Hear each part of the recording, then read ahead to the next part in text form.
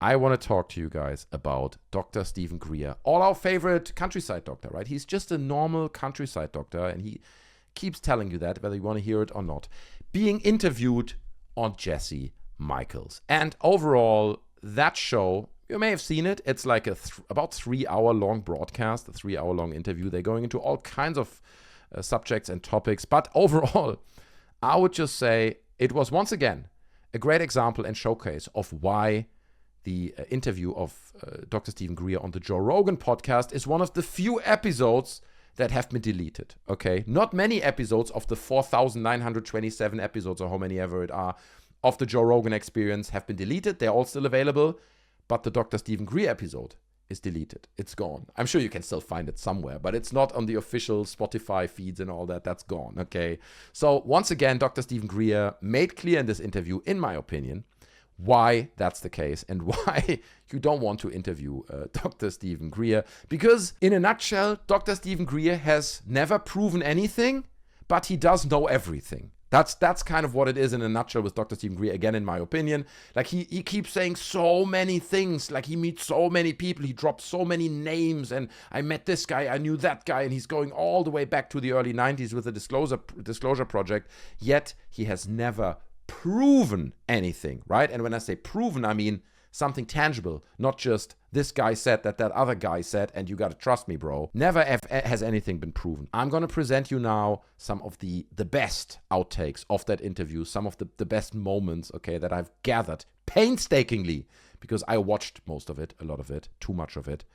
And I've put the timestamps in, so we're going to look at those now. The full video is available, obviously, on Jesse Michels' channel, but there are absolute treasures in here that I have bookmarked for you guys. Like, for example, and this is at this point almost like a classic, here's Dr. Steven Greer talking once again, and he said this before, and you would think, like, once you make this claim once and everyone points their finger at you and laughs, that you kind of shy away from making that point again. But for some reason, he doesn't shy away from it, and he keeps saying it. Do you think you've met any members of this Majestic 12 or of course. Magic? Sure. Okay. Sure. I have, for sure.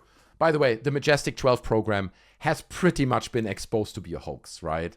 Like, the documents that we have been found to be not authentic and so on. At some point, actually, it would be a great subject to make a video about, like, just break down the Majestic 12 stuff. It's not real, but it is real because Dr. Steven Greer met people. But listen what he says next. Interesting. And that's why, back in 92, yeah. Well, I was on Patrick Bet-David's show a couple weeks ago, and he said, what kind of, I said, well, in 92, General Stubblebine offered me $2 billion to be part of his little cabal of goose-stepping fools. And what did he say? In 1992, right? This is, by the way, I think in 92 or 93 is when Dr. Steven Greer launched the Disclosure Project, when that was first registered and became a thing.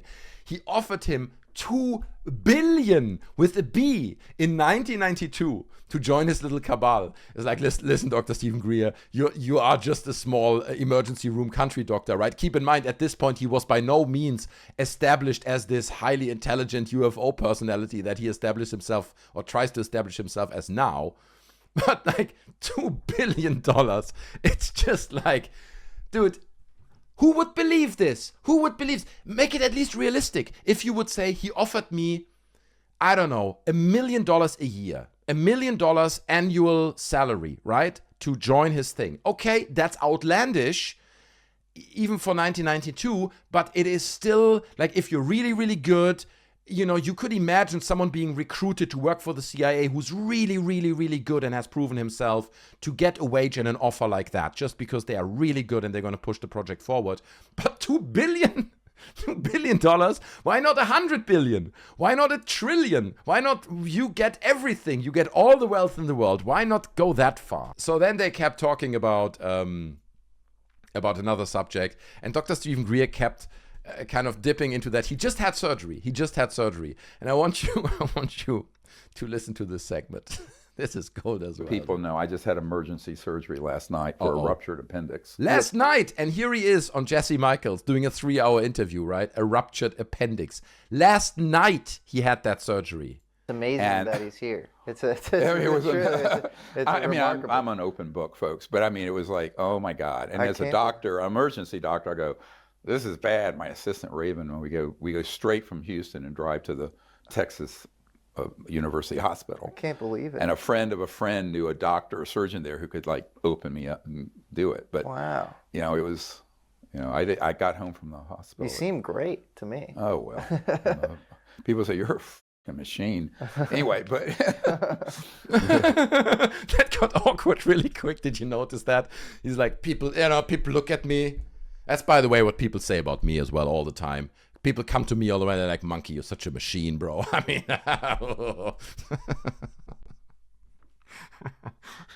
this dude has been doing this for so long.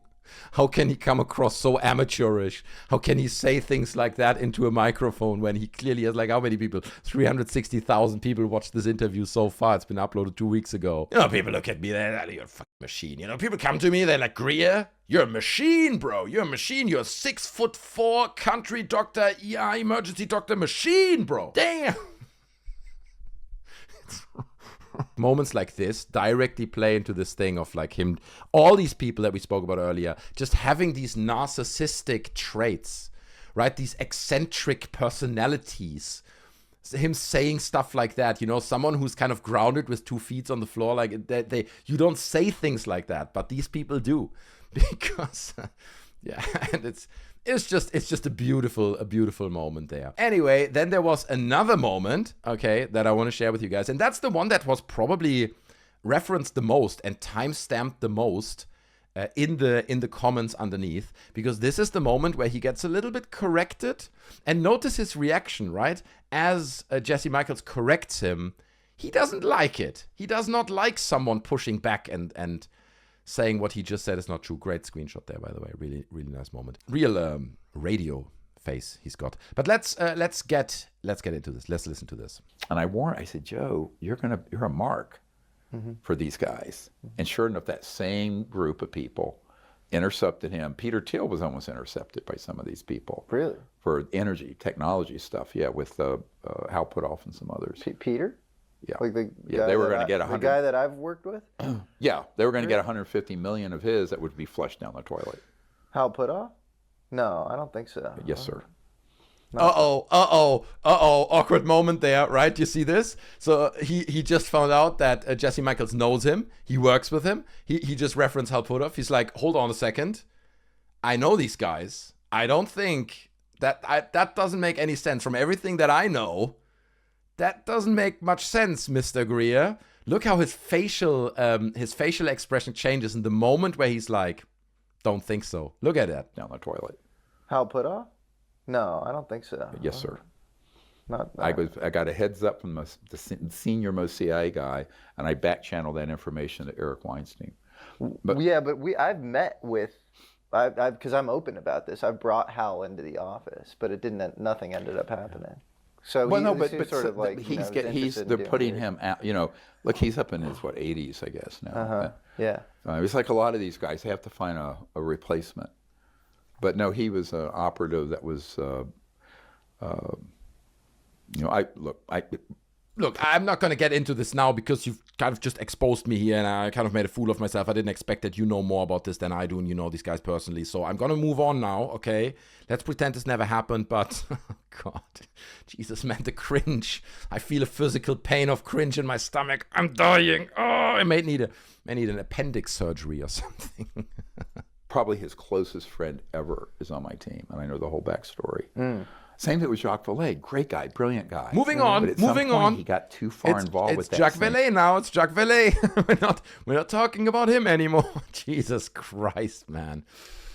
The cringe. Oh my God. But that was the moment that was most referenced in the comments where people are like, exposed, bro. You just exposed yourself. That was not good. And to an extent, that is a lot of what Dr. Steven Greer seems to be about.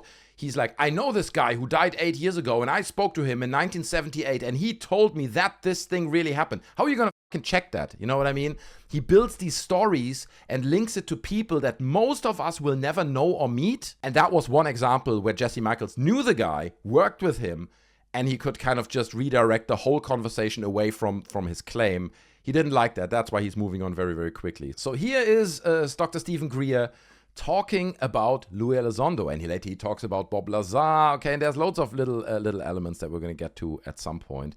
But check this out, because the other comment that you saw a lot under this interview was people saying, let me finish, because I think across the whole interview he must have said 4, 5, 6 times to Jesse Michels. He didn't even interrupt him. You'll see in a minute. He doesn't interrupt him, but he's like, if you would let me finish, if you would just please let me finish, yes? If they're doing it deliberately, like Luis Elizondo, it's a bridge too far. Now, I'll forgive anything if someone comes clean.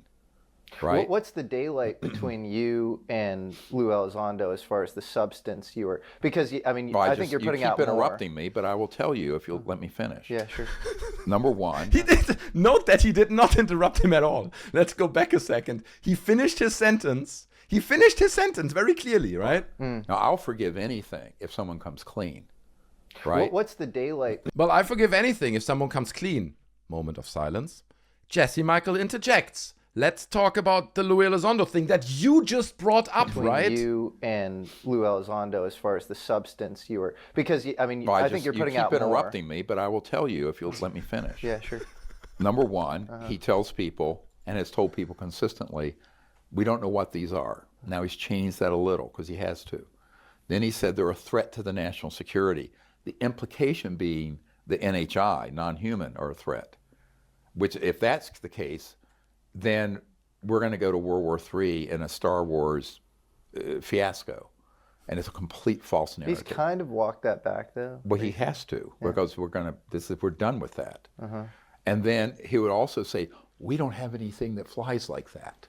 So like when David Fravor and I first spoke, who is the F-18 Hornet pilot, and it was a serendipitous meeting because there's a band called... Okay, see, this is the moment where I'm like, okay, I'm so fucking bored. I do not want to hear about your meeting with Commander Fravor. I do appreciate Commander Fravor's story and all that, but I do not appreciate me telling me about your meeting. So then I think, what is it, like 8 minutes later, 8 minutes after the segment we've just watched, where he's like, if you would let me finish, please, this happened. Engage in war in space.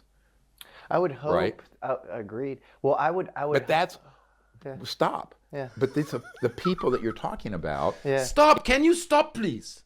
I am talking, okay? This is not about you, Jesse Michels. This is about me, Dr. Steven Greer, the most powerful emergency room countryside doctor in the world. Maybe the universe. Can you stop, please, Jesse Michels? Stop interrupting me and asking questions in this interview. This is outrageous.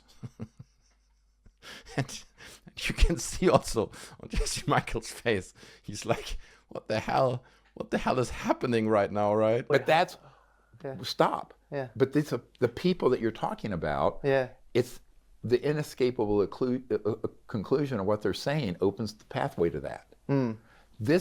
Protecting the human future and consciousness of what kind of world we're going to have, that's actually my central mission. It's not the Disclosure Project. I would hope... How dare you speak? He spoke. Can you stop interrupting him, please? We want to listen what Dr. Steven Greer has to say.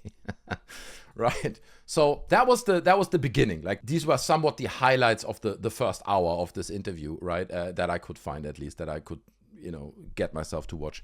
But it doesn't stop there. Check out this. And I said it in the beginning, right? I teased it already. One thing that Dr. Steven Greer does all the time is he brings up names, right? I'm sure you're all familiar with Dr. Steven Greer, right? He's like, he drops this name and that guy who died in 1995, and then that guy and this guy, and that's all he does, right? Check this out. Check out this comment, like how unreflected this is about his own actions. Somebody interested in it, and look, I mean, you bring up names a lot. You know what Eleanor Roosevelt said? Yeah, she did. So you're insulting me. Small minds talk about people. Mediocre minds talk about events. Great minds talk about ideas. So you don't want to talk. He's like, well, you're insulting me. He's like, I'm not going to comment on that because that's exactly what I'm doing. I'm insulting you. But here he is giving this Eleanor Roosevelt quote, is it? And he's like, small minds talk about people. What was it? Mediocre minds? Let's read this. You did. So you're insulting me. Ugh, awkward. This goes off the rails. Let's quickly bring it back. Small minds talk about people. Mediocre minds talk about events. Great minds talk about ideas. Right. Considering that Greer mostly speaks about people. Right, that's what he speaks about most of the time. Yet here he is insulting, literally insulting Jesse Michels because he brings up people. He's like, what about this guy? Do you know about that guy? What did he say? His statement, right? Which is exactly what he does. This is exactly what Dr. Steven Greer does 24 hours a day, it seems like, in every interview that I've ever seen of him in the last 30 years. That's what he does. He brings up people and their claims. Right? But if Jesse Michels does it, he gets like targeted and called a small mind. That's literally what he just said, right? Small minds talk about people. Great minds talk about ideas. Look at me, I'm Dr. Steven Greer. You, small mind, bringing up people all the time. And it's like, I was like, what the hell is going on in this interview, right? So anyway, this is one of my favorite moments. It goes back to Louis Elizondo. I don't even give an introduction to this. This is freaking hilarious. Check out this moment. So when a disclosure is spun in the direction, a la Elizondo, a la Sheehan, a la Gary Nolan, a la Sheehan. You don't like Sheehan? Dude, he's dropping the names, He's dropping the names, right? Elizondo, everyone in just one sentence. He's shooting those guns. So if you don't know who Daniel Sheehan is, that they're just referencing here, Daniel Sheehan is an attorney who has publicly spoken out about UFOs, flying objects, alien visitation, and he has served as a counsel for Harvard University psychiatrist John E. Mack, okay, as well as Dr. Steven Greer's Disclosure Project. So he used to work with Dr. Steven Greer, but now, or recently, in recent years, this guy, this attorney, Daniel Sheehan, represents Louis Elizondo, who's the former director of the Advanced Aerospace Threat Identification Program. At least he claims to be. There's like debates going back and forth whether he actually was in that position ever. It's a different story. But he represents Louis Elizondo in the case against the United States Department of Defense. So he's an attorney who used to work with Greer, and now he works with Elizondo. So you can imagine that Dr. Steven Greer is not the biggest fan of Daniel Sheehan, the attorney. And that's also why Jesse Michels is like, you don't like Sheehan? You don't like that guy? Well, he was our lawyer, but then he went over to Elizondo. Oh. Would you ever debate Elizondo? Oh, sure. No problem. Oh, sure. I think he's going to be in town tomorrow. Yeah, all the time. Do you have any I'm on another show, and then I fly out tomorrow night, and I'm injured. So. Okay. But this is the. I don't know if you showed this. Did you see what just happened? I love this so much. I swear to God, I watched this today around lunchtime. I was laughing my ass off because he's like, would you debate Elizondo? He's like, yeah, sure, anytime. I'd debate Elizondo, no problem. That's easy, you know? He's like, oh, he's in town, you know? He's like, well, you know, I'm flying out tomorrow night, so, and I'm injured. You know, I told you my appendix story. And he's like, what? He's here? He's in, like behind the curtain. I gotta go. Would you debate him? Oh yeah, easy, anytime. Bring him on anytime. How about now? Well, I'm injured, and it's gold, man. It's so fucking beautiful. It is so amazing. You know what I mean? Oh, amazing. And then also how he like suddenly awkwardly starts to kind of look back into his book there. I want to play the scene again because this is just, that's what it's all about, man. It's such a beautiful scene. He's going to be in town tomorrow. Yeah, all the time. Do you have any I'm on another show, and then I fly out tomorrow night. I don't know why it freezes here. It freezes. Can it not freeze, please? I want to see this. Would you ever debate Elizondo? Oh, sure. No problem. I think he's going to be in town tomorrow. Yeah, all the time. Do you have any I'm on another show, and then I fly out tomorrow night, and I'm injured. So. Okay. But this is the. I don't know if you showed. But here, let me show you this book real quick, and I'm really injured. Oh my God, it is. I love this so much. This whole interview, man. It's like a gold mine. You just have to dig through all the rubble and rock, and then ultimately you uncover all these little nuggets of gold, dudes. It is so fucking beautiful. I love it so much. And then towards the end of the interview as well, there's another beautiful moment, well, where Michels kind of laughs at him. I think it is the moment where he realizes that he's dealing with a salesman. He probably realized it before, but that's just the moment where it became blatantly obvious. And then Jesse Michels can't help himself but just laugh at Greer. And there's a little bit of an awkward moment there ensuing. So yeah, check this out. But it's hard to speculate on these things. I mean, no, it isn't. We don't have great data. We don't have great data, right? So he's like, it's hard to speculate on these things, which is a fair point from Jesse Michels, right? It's like, we don't really have a lot of serious data that we can study. And obviously Greer can't let that one slip, But right? it's hard to speculate on these things. I mean, no, it isn't. We don't have great data. Like you don't, because you haven't studied my stuff. We have great data. I've been looking through it. Go look. Look at him. He's like, I have been looking through it, bro, and it's not good data. You know what I mean? Oh, awkward. This reference that Jacques Vallée's document from the CIA has, it black and white, says we're conducting the abductions. But it's not just in the United States. These operations are awkward. Oh, God, the awkward is like the awkward level. It's like a room getting flooded with awkwardness. Quickly to the ceiling in under 1 second. Like, bloop. The whole room is filled with awkwardness. Oh, my God. Oh, God. So, again, the other thing I said, so in the SCIF, a Secure Compartment Information Facility, I'm in there, and there's a map on the wall. And it's a normal map of the world with all the geopolitical boundaries. I said, see that map? The boundary between America and Canada, erase it.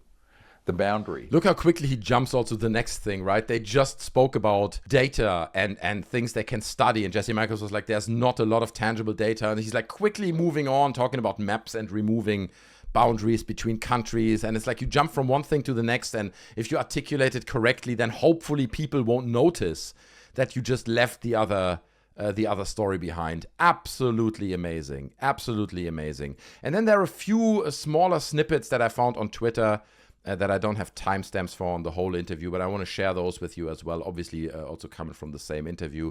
So here is another one that seems to indicate that he spoke to Trump, right? It's just a 17-second clip, but let's listen. So have you spoken to Trump or his team, or? Oh, yeah. I told Trump all about this shit. Reptilians, Trantiloids, tall whites. Even talking about them thick whites, too. You know what I'm saying, Jesse? Blew his fucking mind. So blew his fucking mind, man. Them thick whites, you seen them, bro? It's the white boy summer. It's the white boy summer coming up now, yeah. Thick whites, bro, and the black Latinas, yeah, they're thick, bro. It's delicious. And then actually on this one, Jesse Michels himself replied down here with the smiley one. To be honest with you, I think Jesse Michels himself, like after this interview, there are so many awkward moments. And again, keep in mind what I said in the very beginning, right? There's a reason why the Dr. Steven Greer interview with Joe Rogan is one of the very few episodes that have been erased from the history of the Joe Rogan Experience podcast. That's why. It's a disaster. The whole thing crumbles and anyone can see it. Nobody wants to associate with that kind of thing. Then he also commented on Bob Lazar. This is from a Reddit post, obviously also from the interview. So here is Dr. Steven Greer commenting, and this is the first time I hear him commenting on Robert Bob Lazar. Let's see what he has to say. All of it. What do you think of Bob Lazar?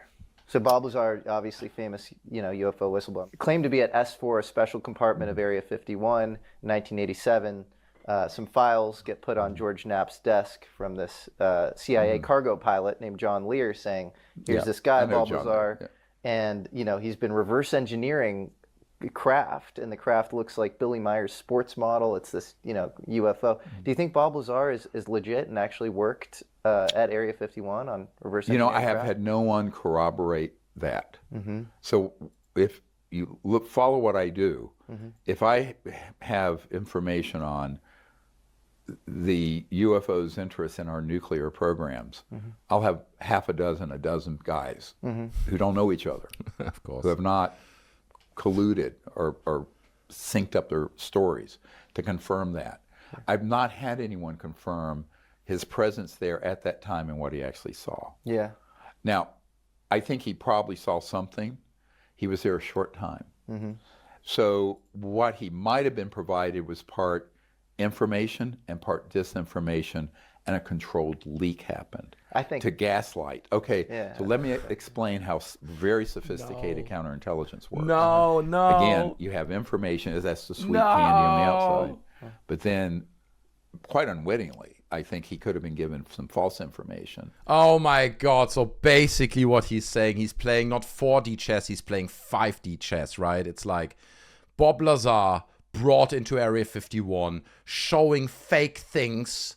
So he takes that information, leaks it to the press, so that story comes out, and then that story works as counterintelligence to the actual story, which nobody should know about, right? It's totally covered up. The whole thing is like, no, dude, what the hell are you talking about? Look, no, of course counterintelligence exists, right? Of course the CIA and agencies like that do spread misinformation, trying to cover up certain stories, using information as a weapon. But dude, you hire Bob Lazar, you bring him into S4, into this facility. What, they built the whole facility just for him? Or does the facility exist? Like, what, they built a UFO for him so he can see it and then go out and tell people that he saw something extraterrestrial, so nobody talks about what, like Roswell anymore? You know what I mean? It is so nonsensical. It is so bad. If you just question this from like a logical point of view for 2 seconds, it falls apart. And again, he's just making it all about himself. You don't know how counterintelligence works. Let me tell you about how counterintelligence actually works. You know, the misinformation is like, shut the up, man. Like, what the hell? That is such a unbelievably bad take. But here's another little clip where he talks about gravity. Well, there's a story of John Warner IV, and he's having martinis, I believe, with Paul Mellon, his That's what I'm grandfather. talking about. And he admitted this. And he admitted going over and getting a Nazi disc. That's right. That was not a ramjet. It was actually electrogravitic. And my grandfather said, look, you know, we were in a facility, a hangar, and we saw, you know, a German flying disc. And I said, you know, oh, is that the one that was cobbled together with 6 BMW jet engines? And he laughed and he said, no. Now, some of them are extraterrestrial. Yeah. I don't use the word alien because people think it's someone from Guatemala or something. But, an immigrant joke. But an ETV, an extraterrestrial vehicle, or NHI craft, non-human intelligence craft, that's not what he brought back. It was a Nazi early prototype, but it wasn't stable. It took us from 1945 to 1954 to master what's called gravity control. Yeah. And I have a man who is a whistleblower, but privately, who is the top scientist at the Naval Research Labs, who has passed away, so I'll say his name is... That's a real shame. He's one of those guys who passed away. May he rest in peace. He will never tell us the actual truth and what happened there. But trust me, bro, he totally said that we mastered gravity in 1954. Richard Foch, F-O-C-H. Yeah. Rick had been in the vault and saw the documents for the date we mastered gravity control. And it was October 1954. So beginning in the late... Guys, I just want to kind of reiterate on the weight and strength and power of that discovery that he talks about here. We mastered gravity in October 1954, okay? So in 1954, we mastered it, okay? When you say we mastered gravity, that implies that you can recreate it. You fully understand how gravity works. You can reproduce it. That means flying cars, okay? Ultimately, that's what it means. So we had that ability in 1954. Now, we never brought that to fruition. We never built cars that used that technology and made trillions and revolutionized travel on Earth with that. We never did that. Let's move on. The reason for that is so complex. It is so complex. It involves so many layers of government secrecy and these cabals that we can't really break that down now here. We don't have the time, simply. But we did master gravity in 1954, and we just never really used it for various reasons. Let's quickly move on. Okay, do you know what I mean? It's like, why does nobody ever say stop, bro, stop? Give me a reason, a tangible reason. If we have mastered gravity 70 years ago, why till this day Has nobody monetized that idea? Used that idea? Why do we still bring rockets into space blowing up rotten away dinosaurs with fossil fuels? Why do we all still operate our cars? Oh, it's the oil lobby, and it's like for 70 years, over generations. The people who were in the oil lobby in the 1950s and 60s, they are dead. All these people are dead, the next generation, and they're all these oil lobby generations. They're securing everyone from, dude, I would love to hear Dr. Steven Greer's story of why we do nothing with this incredible technology, that we've been sitting on for the past 70 years, and we mastered gravity. All right, one last clip from this amazing interview. And it's eerily relevant to this channel because it is Dr. Steven Greer talking about monkeys. That's right. Let's listen in. Let's see what he has to say. This is the last one. Alien races, the Greys, the Nordics, the reptilians, things like that? Or Well, no, all those names are just racist appellations. I mean, remember, I was talking to you before. So it's all one? The foundation of all of ufology is, let's say, call it interspecies racism. That's everything that you're mouthing, they've just been able to trigger the innate racism within everybody. We're all monkeys. We all have this sort of monkey mind. But are there ones that look That's right. different? That was the first true and 100% correct thing that he said in this whole interview. We are all monkeys, okay? Forget the interspecies racism and stuff that he spoke about before. I don't know where he was going with that. Interspecies racism that's now being triggered. I don't, let's forget about that. We are all monkeys, and that's all that matters. You're a monkey, I'm a monkey. I sneeze more than you probably, even though nobody's ever seen me sneeze on live stream in any video. Do I sneeze? Can I even sneeze? Who knows? It remains a mystery, okay? But that's it. That's the glorious, really, truly, somewhat glorious Dr. Steven Greer interview on Jesse Michels. I mean, what a show, right? Unbelievable. I would really love to have a private conversation with Dr. Steven Greer and ask him, like as a friend, as someone that he trusts, that he's honest to, right? And say, how do you feel this interview went, bro?